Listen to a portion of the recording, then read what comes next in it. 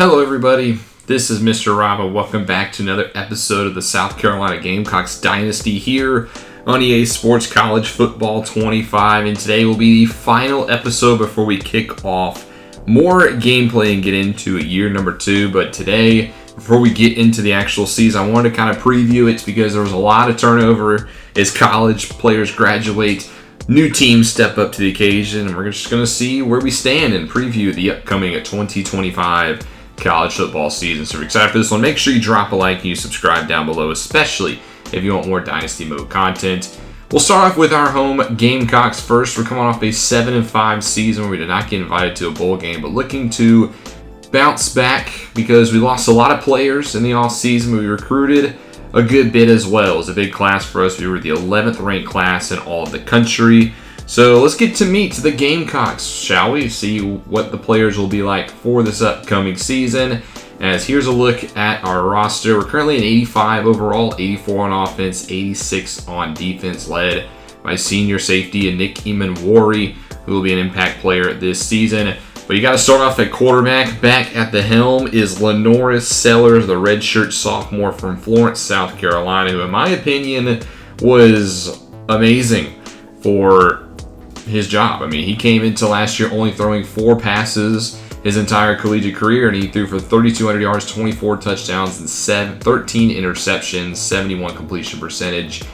He was really solid. He was a great quarterback. You know, those interceptions are a little high, but they kind of came in groups. When he threw an interception, he seemed to throw multiple. When he didn't, he was on fire. And on the ground, he added 327 yards rushing and 7 touchdowns. He will be the starter for this season. I'm excited to see Lenore Sellers, now that he's got a year of experience under his belt, what it'll look like. His backup is Dante Reno, a redshirt freshman from Massachusetts. If something were to happen to Sellers, he'd probably be the man. We also have freshman Josh McDaniel, who we recruited, as well as Telvin Byler in that role.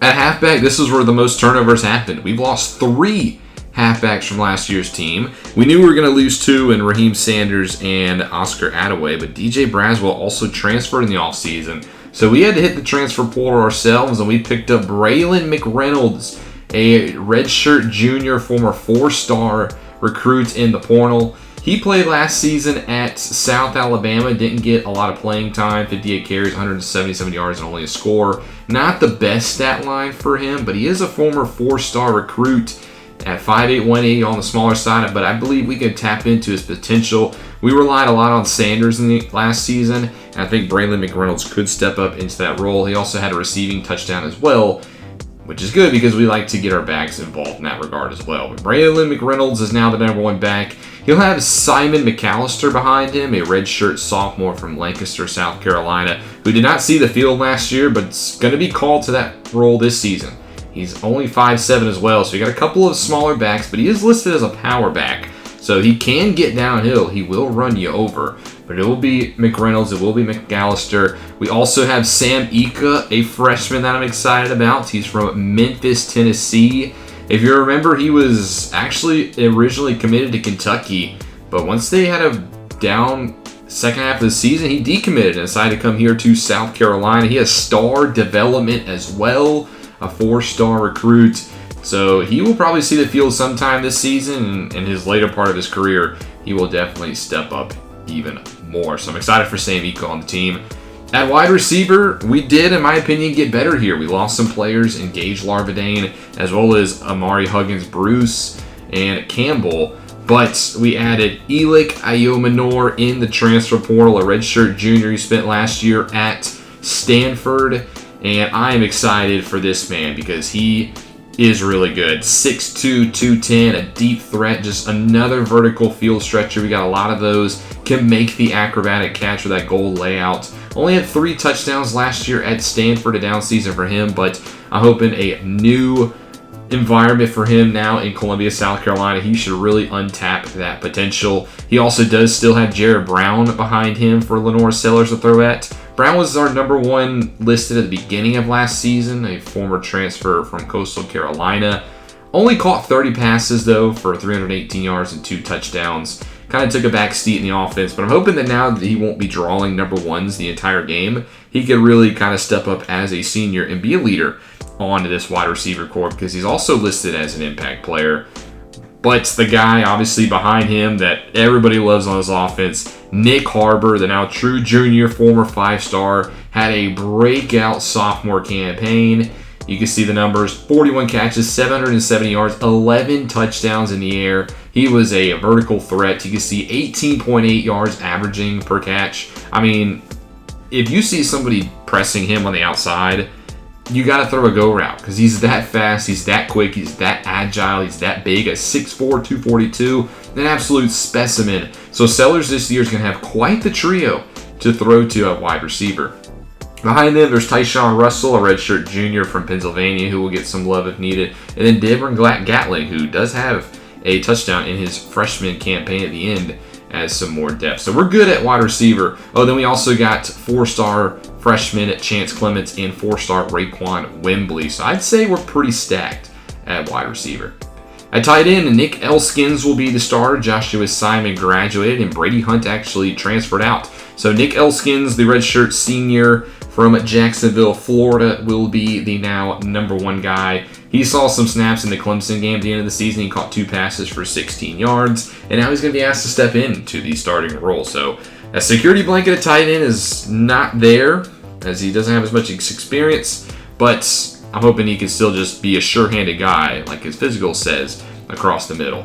There's also Jason Beckett, a blocking tight end who we recruited. He's a 4-star from Warrenton, North Carolina. He will also be getting in some formations, and we might see some Connor Cox and maybe some Aaron Harris Gates down the stretch as well. Getting to the offensive line, this is a little bit of a question mark. They were spotty last season, and we did lose a lot of talent on the line, including at left tackle. We have a new starter. It's sophomore Cam Pringle, who didn't see the field much as a freshman, but he's a 4-star from Dorchester, South Carolina. He's got strong grip, 6'7", 335, a pretty big dude with a star development trait. So I'm hoping that even though there might be some growing pains at the beginning, I think Cam Pringle could be a left tackle of the future. If not, behind him we have Charles Galloway, a redshirt junior from North Dakota, who could provide some depth as well. At left guard, it'll be Marquis Anderson starting, another starter on the offensive line who's new to his role. He's better than Pringle, in my opinion. He's more of an agile blocker as well, and we do like to run a lot of zone. He's a former 4-star from Roebuck, South Carolina, 6'4", 324, pretty big. A little bit raw though, so I think, again, maybe like Pringle, it might take him some time, but he also has star development, so I think he could also kind of grow into his role. So that left side's a little inexperienced, but they have high potential. At center, we have Ryan Brubaker, a redshirt junior who has pretty good traits, but again is unproven. A 3-star from Stevens, Pennsylvania, who did not start at center last year. Not as high of an upside as the both Pringle and Anderson, so that's kind of what I'm talking about. This is a little bit of an inexperienced group. One guy, though, who is back is Trevon Bowe, who was the starter last year at right guard. He's now back as a junior. Bell graduated, so it's undisputedly Ball here at right guard. He's a former 3-star from Atlanta, Georgia, so he's going to be asked to be the veteran of this offensive line, and we might lean on him going up the middle. Then at right tackle, we have kind of an interesting development here. Josiah Thompson is now listed as the starter. He had a good spring, and he's a redshirt fresh from Dillon, South Carolina, and he's going to get the job week 1, a former 4-star as well.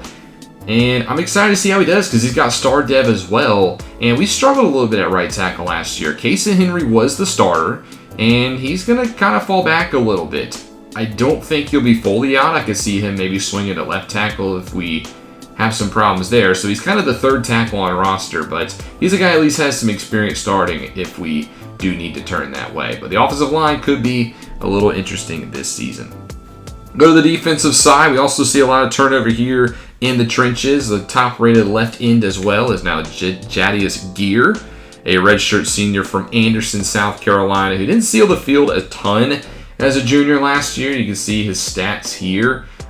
He recorded only 2 tackles last season, so he's going to be tasked with being a defensive end. We do run a 4-2-5, so these are more of your rushers on the outside, and he is a power rusher, so I do think he could get there with that 82 power move. Behind him, there's also true freshman Nate Lamb, who we recruited. At right end, it is going to be Dylan Stewart. Tonka Hemingway has graduated, which is a big loss for this front four. But Dylan Stewart as a freshman was absolutely insane. A 5-star from the DMV area. He really flourished as a freshman. 11.5 sacks. He was named to the all-freshman SEC team. And I expect him to continue to develop here in his sophomore campaign. He hopefully can hit double-digit sacks again. 22 TFLs as well. Just an absolute wrecking ball there at right end. Behind him, we also have Monkel Goodwin, a redshirt senior, who will be the rotational power rusher as well. Up the middle in the trenches, TJ Sanders does return as a defensive tackle, considering we lost Henderson to the transfer portal. But he's going to be, the starter up the middle, sitting at 6'5", 295, a little bit smaller for a defensive tackle. Didn't have the flashiest of seasons last year. He only had 9 TFLs and 1 sack. Going to be asked, though, to do a lot more. We did not have the best run defense last season, and I'm hoping that's something we can potentially not get cooked for this season. But I am a little bit worried because behind him we have some inexperience. Ben Conway, a redshirt sophomore here from South Carolina, as well as a former 3-star. Didn't see the field last year. Going to be asked to step in now to a starting role. Behind him as well, we could see some more Tracy Milton, another redshirt sophomore who didn't see the field very often. And if need be, we have Sean Hager, a freshman that we recruited from Little River, South Carolina, 4-star, who's got some good mental abilities to throw on the field early if needed. But hopefully we can step up in the run department because I don't want to get gashed like we did last season.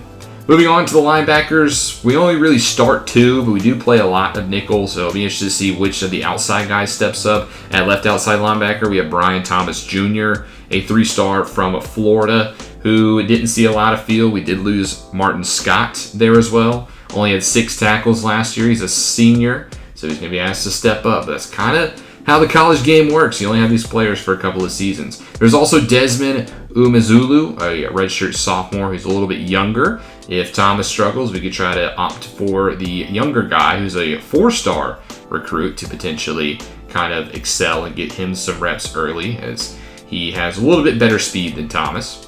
Middle linebacker, this is another guy we got in the transfer portal. I'm excited for Cam Robinson. We lost Debo Williams, the captain of the defense last year, but we bring in Cam Robinson as a transfer junior. This was a big get in my opinion. We had to fight to bring him in. A lot of teams had some interest in Cam Robinson in the offseason. Clemson, North Carolina, but Robinson is here in Columbia. He played last year at Virginia, had 3 tackles for a loss and an interception. He's going to be captain of this defense. We're hoping that he can carry that over to SEC play. I'm excited for Cam Robinson. Behind him, we do have Jair Johnson as well. And then at right outside linebacker, it's also a little bit of a question mark. Who's going to play that other linebacker spot? Well, the guy listed right now at the first spot is Bryce Reeves, a redshirt sophomore from Dover, Delaware, who didn't see the field last season. He is more of your coverage linebacker, so I think that does give him an edge in that second linebacker spot as a nickel. But also behind him, there's Jaron Willis, a redshirt junior who is a little bit more experienced, has a little bit better physical trait as a 3-star, but another guy who didn't see the field very often last season. So again, very inexperienced at the linebacker spot outside of Robinson. It'll be interesting to see who steps up. Then we get to the secondary. We had another group of exiles as we lost Fortune to graduation, and then Vicari Swain, the number 2 corner last year, transferred. So going to be some inexperience here as well. The top guy now listed is Emory Floyd, a redshirt junior from Marietta, Georgia. He did see the field last season though, so he does have some experience. 11 tackles. He's now going to be one of the top corners on this team.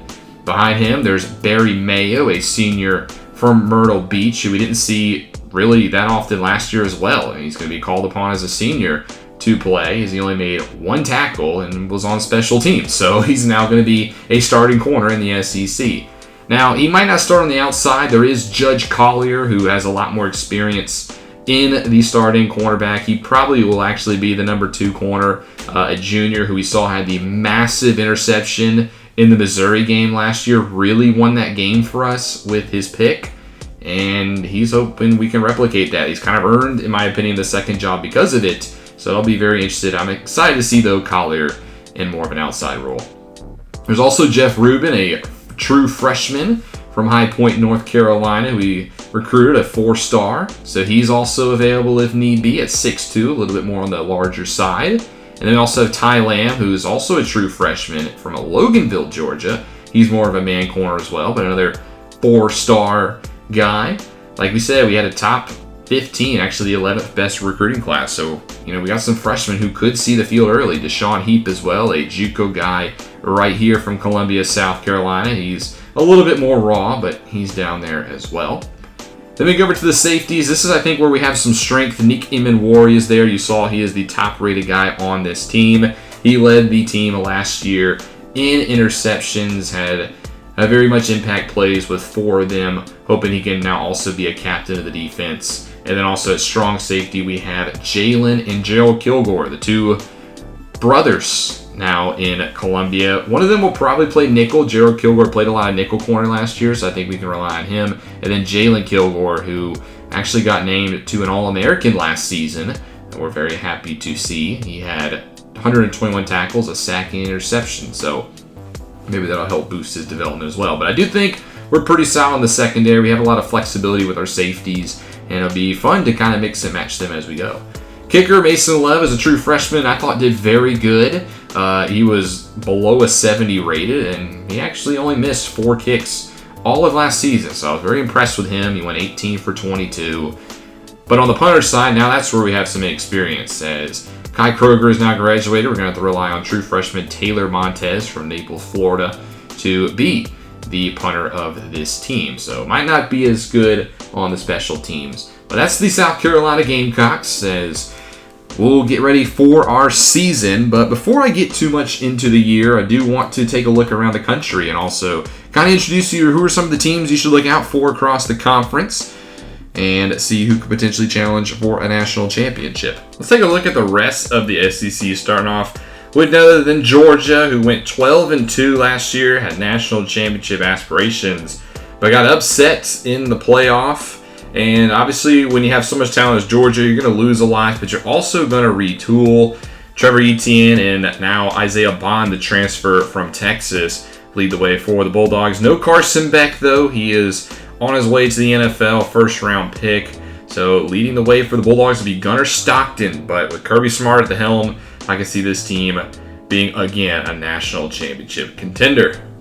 Who else finished good in the SEC? How about Oklahoma? They went 9-4, 5-3 in the conference in their first year in the SEC and finished as the 6th ranked team in all of college football. Jackson Arnold is back at the quarterback, and this is actually a team we beat last year, but still very talented. One of the premier teams in the SEC. They got talent on both sides of the football, and again, it should be a threat to the conference. The next highest finishing team in the SEC was Texas A&M. They went 10-3. 5-3 in the conference, 14th ranked. Missed out on the college football playoff, but they got some good news when Connor Weigman decided to return. Could have been a draft pick this year, but decided to return to College Station, home to the toughest place to play. So he will lead the way for the Aggies in 2025. Right behind them, one other than Kentucky, who finished 8-4. As the Wildcats look to try to build upon last year. I don't think it'll be easy, but they have a very talented offense. Brock Vandergriff, Key, and Brown, 3 great skill positions. You got Macklin back there as well. And this is a very senior-heavy team, so it's just kind of do or die for the Wildcats this season. LSU was another good team last year, a team that we took to the limit as they finished at the 25th ranking a year ago. Harold Perkins decided to return for his senior, as well as tight end Mason Taylor. So they got a lot of top-end talent. Emory Jones Jr. as well. All 3 seniors, as well as Garrett Nussmeier. So this is a team that's built to go after it one more year with this core. It'll be interesting to see what happens with the Tigers after this year and how they retool going into the next season. But again, LSU, a team to beat in the SEC. And speaking of non-ranked teams, got to touch on a few. Texas is a team that finished 7-7, but they made waves this offseason when they went to the portal and grabbed Jalen Milroe to be the new starting quarterback out there for the Longhorns. You do have Arch Manning there, but I guess they wanted to go get Milroe. I mean, we see talent like that, you might as well get it, I guess, is Texas's philosophy. So it'll be interesting to see how Jalen Milroe does this year, his senior year now with the Longhorns. Actually, a junior, excuse me. but he's the now man, and it'll be interesting to see that quarterback battle. Another team that's not ranked, but obviously you can't sleep on last year, Alabama. They finished 6-6 in the Caleb Dubose debut season, but this is Alabama we're talking about. Plenty of top-end talent here. Going to be another force to be reckoned with. They did, lose some players. Obviously, Jalen Milroe is now gone, so Ty Simpson will take over at quarterback, but he's got skill positions on both sides of the football. You can never sleep on the Crimson Tide in the SEC as long as they're at the top of their game. Go through the next, stage of SEC schools. It's pretty much those teams are the cream of the crop. But leading the middle of the pack is Florida, who obviously always aspires for aspirations being in the state of Florida. But it's interesting to see how the Gators respond after last season. There's a lot of question marks on this team. If you didn't see Florida last year, we won't see them again this year, which is kind of unfortunate, but we'll see how the Gators do. Missouri's a team we will see. They finished 6-6 last year. They're also in that kind of middle of the pack, so to speak. They have a very good offensive line, one of the best players in the country in Green at left guard. But Brady Cook has moved on. There's a lot of seniors on the defensive side of the football. It'll be interesting to see who leads Missouri. It looks like it's going to be Horn at quarterback. Also got Auburn in that middle tier. They finished 7-6 a season ago. Auburn, it's been a while since they've been towards the top of the conference. Have a pretty good running back tandem in White and Hayes, two redshirt seniors, so I would assume they lean heavily on them. A lot of quarterback questions with this Tigers offense. A lot of quarterback questions last year. It'll be the same this year.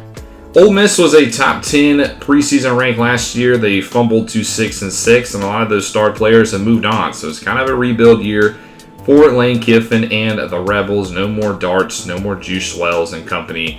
There'll be a new wave of Rebels going into this next season. And then you get into the bottom half, or the bottom third, I should say, of the SEC. Mississippi State finished 7-6 last year, made a bowl game, but I don't really expect much from them. They have a lot of seniors and juniors, so there's going to be a lot of turnover on this team, as well as not a lot of good young talent. So it's going to be a rough couple of seasons for Mississippi State.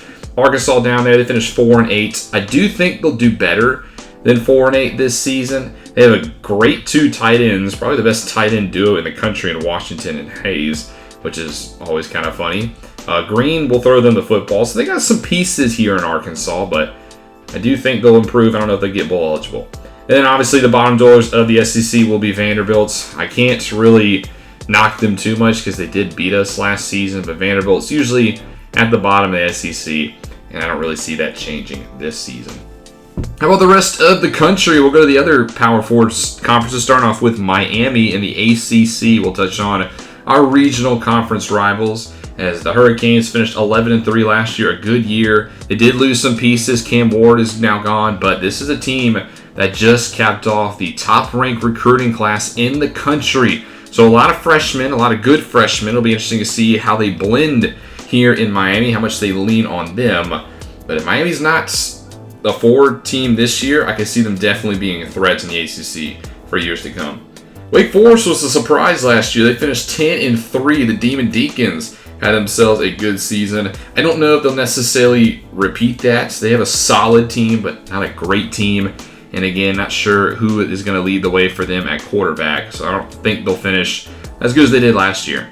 NC State started off hot. They got all the way to the 2 seed last year before falling down the stretch. The Wolfpack are back trying to take advantage of an ACC that doesn't really have an elite team amongst them this year, so it's kind of up for grabs. And I could see NC State, if they get back to their early season form last year, making some waves.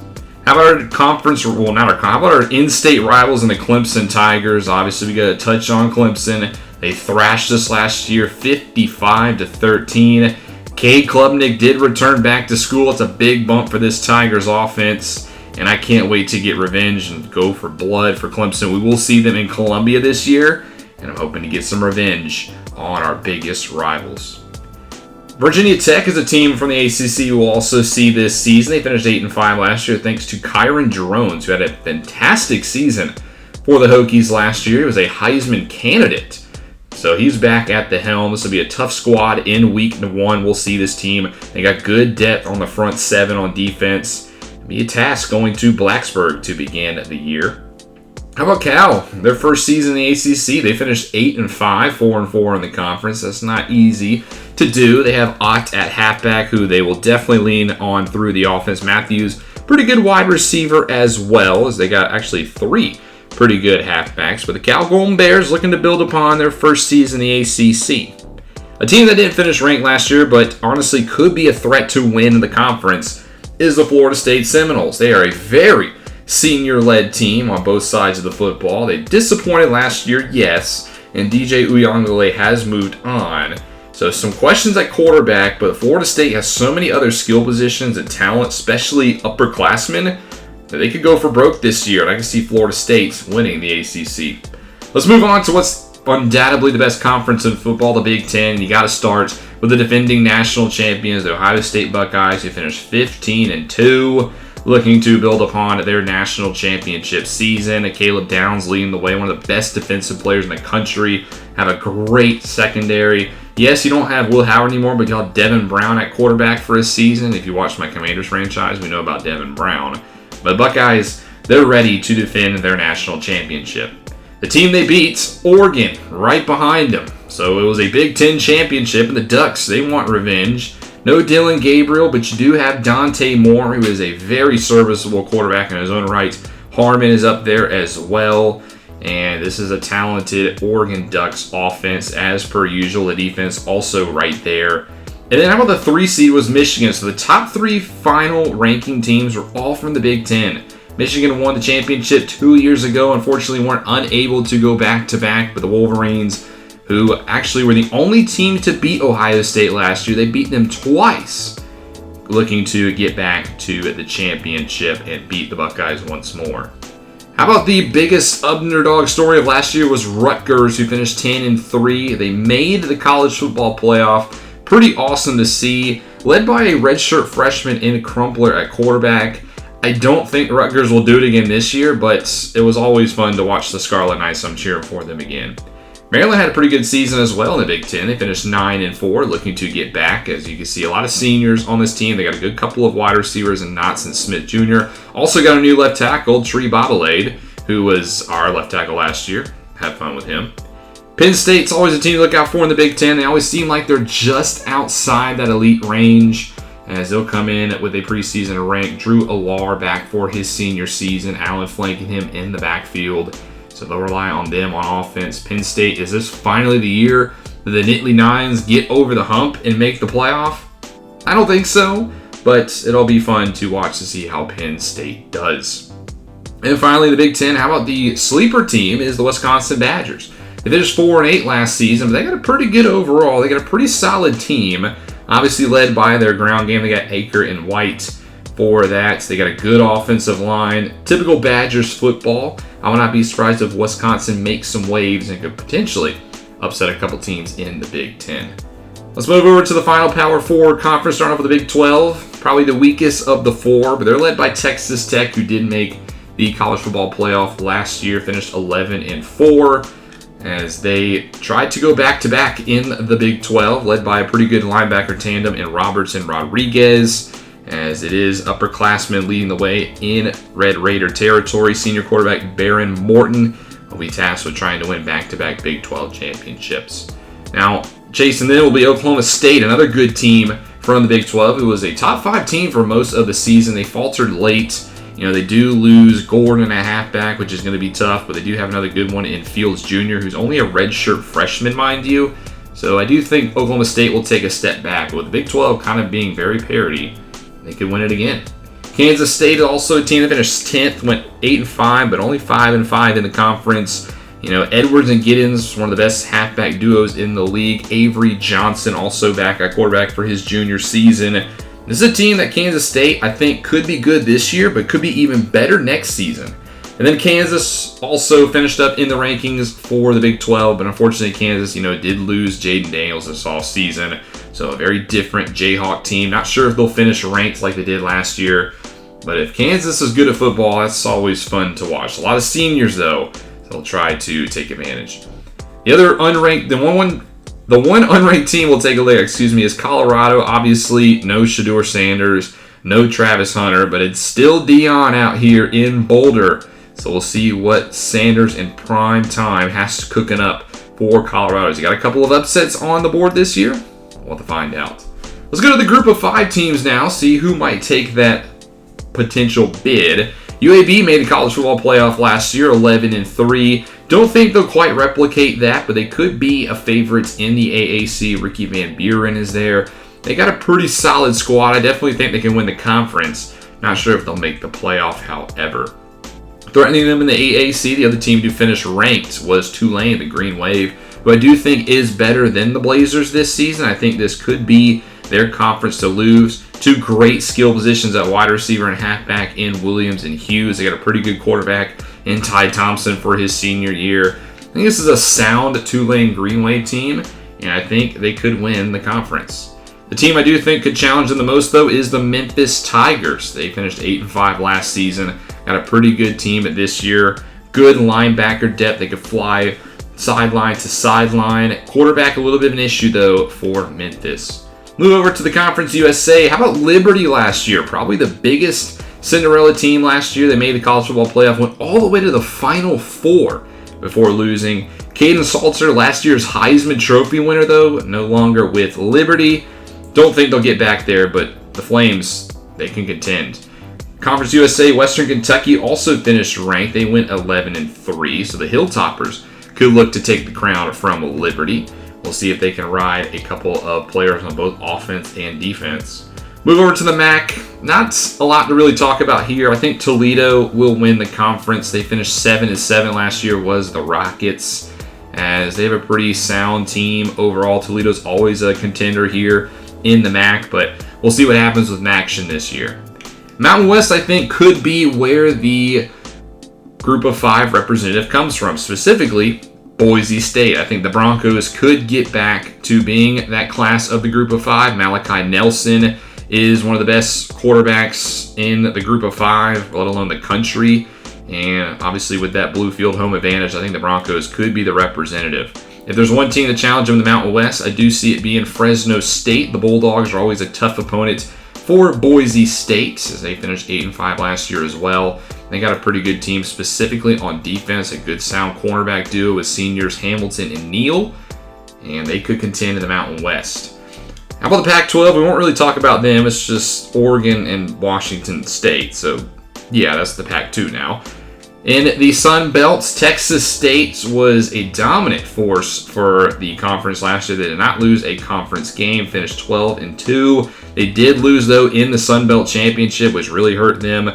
Ishmael Mahdi led the way for them. He's back for his senior season. He'll carry the load, but the Sun Belt, my opinion, still runs through the Bobcats. And then in the Independents, Notre Dame, 7-6 last year, but the Fighting Irish are always going to have high recruits. They're always going to have championship aspirations, led by a very senior-heavy class. Notre Dame could cause some upsets. They could squeak into the playoff. Well, let's see, though, if the Fighting Irish can put together a full season. It's been hard for them in South Bend to do that. They try to give it another shot this year. So just a look around the country, take a look at some of the top teams. Here's a look at what the top 25 preseason rankings look like. I don't really like these. I think this is very much dependent on last year's final rankings. I mean, Wake Forest is not going to be a 7 seed. There might be a lot of upsets early on in the season, but we will face 14 Virginia Tech, it looks like, week number 1. But here's a look at the rest of the college football rankings. As far as preseason All-Americans, there's a lot of SEC. Connor Weigman leading the way at quarterback, Trevor Etienne, Dylan Bell. A lot of Georgia Bulldogs. You got some Miami Hurricanes in there as well. No South Carolina Gamecocks, though, getting first team or second team. But you can see the list here in the first team. And the second team is now led by Jalen Milroe. And at quarterback now representing Texas. Mekhi Hughes out there in Tulane gets a group of 5 representation. But it's very SEC heavy here in preseason number 2. We don't expect anything less, but a lot of Big Ten on the defensive side of the football. But let's get ready for year number 2, shall we? Next episode, we will get into the first game of the season. We're at Virginia Tech. I cannot wait to bring that one to you guys. But thank you guys so much for watching. Hope you guys enjoyed this preview episode. There was a lot to put together, and I wanted to get you ready for the season because I know I am. Make sure you drop a like and you subscribe down below, especially if you want more Dynasty Mode content. And this is Mr. Rob, and I'll see you in the next one.